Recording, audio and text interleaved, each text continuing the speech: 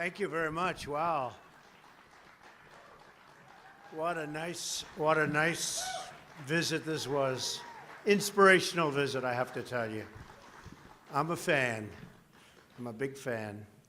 I want to thank Howard Kettle, Francis Spradley of the Andrew Jackson Foundation, and all of the foundation's incredible employees and supporters for preserving this great landmark, which is what it is. It's a landmark of our national heritage. And a special thank you to Governor Bill Haslam and his incredible wife, who we just rode over together, and Senators Lamar Alexander and Bob Corker, two great friends of mine, been a big, big help, both incredible guys. In my address to Congress, I look forward to 9 years to the 250th anniversary of American independence. Today, I call attention to another anniversary, the 250th birthday of the very great Andrew Jackson.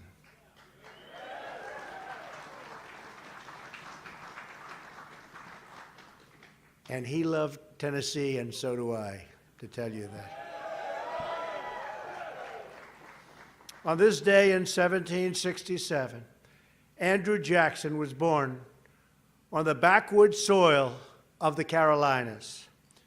From poverty and obscurity, Jackson rose to glory and greatness, first as a military leader and then as the 7th President of the United States. He did it with courage, with grit, and with patriotic heart. And by the way, he was one of our great presidents.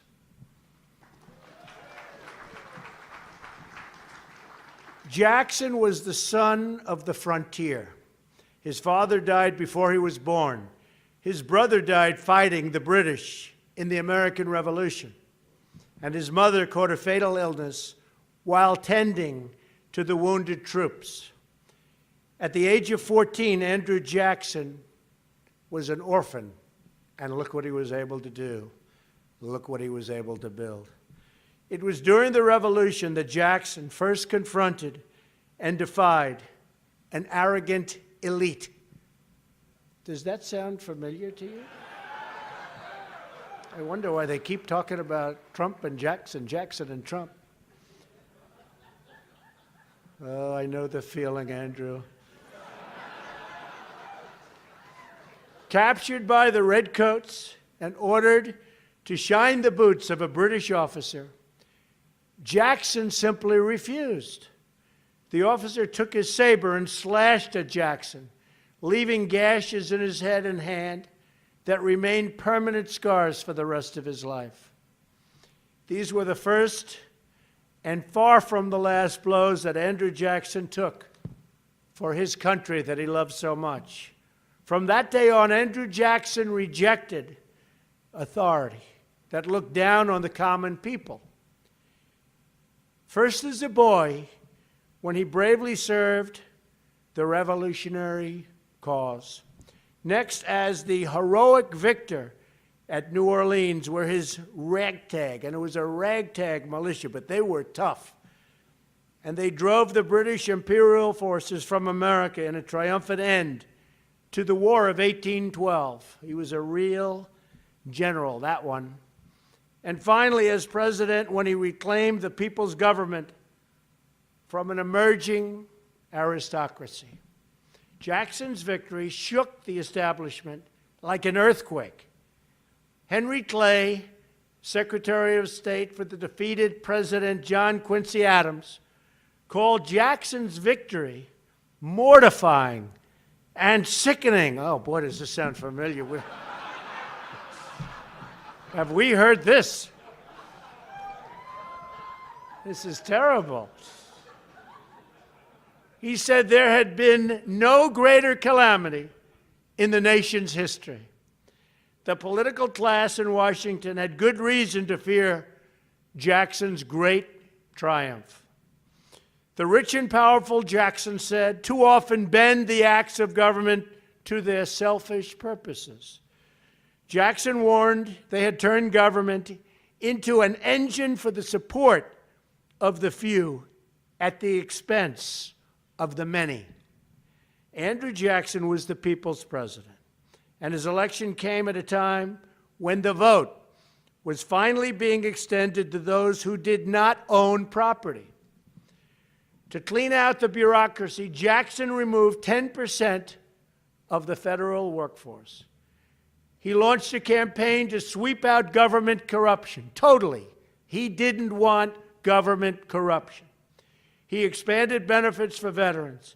He battled the centralized financial power that brought influence at our citizens' expense. He imposed tariffs on foreign countries to protect American workers. That sounds very familiar. Wait till you see what's going to be happening pretty soon, folks. It's time. It's time. Andrew Jackson was called many names, accused of many things, and by fighting for change, earned many, many enemies. Today, the portrait of this orphan son who rose to the presidency hangs proudly in the Oval Office opposite the portrait of another great American, Thomas Jefferson. I brought the Andrew Jackson portrait there. Right behind me, right, boom, over my left shoulder. Now I'm honored to sit between those two portraits and to use this high office to serve, defend, and protect the citizens of the United States. It is my great honor, I will tell you that. From that desk, I can see out the wonderful, beautiful, large, great window to an even greater magnolia tree, standing strong and tall across the White House lawn. That tree was planted there many years ago when it was just a sprout, carried from these very grounds, came right from here. Beautiful tree. That sprout was nourished. It took root. And on this, his 250th birthday, Andrew Jackson's magnolia is a sight to behold. I looked at it actually this morning.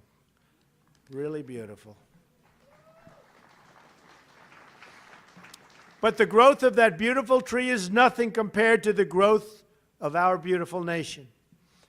That growth has been made possible because more and more of our people have been given their dignity as equals under the law and equals in the eyes of God. Andrew Jackson was a military hero and genius and a beloved president. But he was also a flawed and imperfect man, a product of his time. It is the duty of each generation to carry on the fight for justice. My administration will work night and day to ensure that the sacred rights which God has bestowed on his children are protected for each and every one of you, for each and every American. We must all remember Jackson's words that in the planter, the farmer, the mechanic, and the laborer, we will find muscle and bone of our country. So true. So true.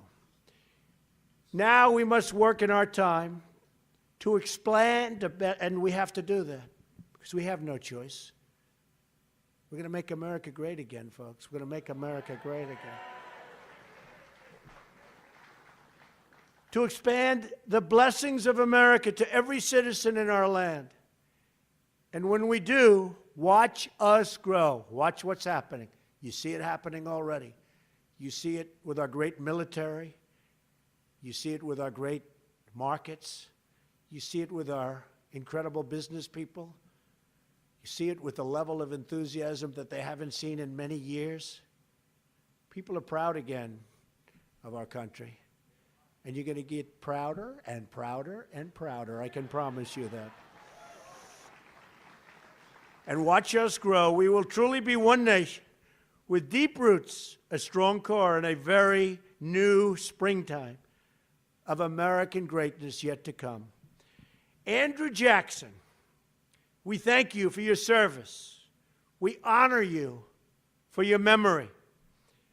We build on your legacy, and we thank God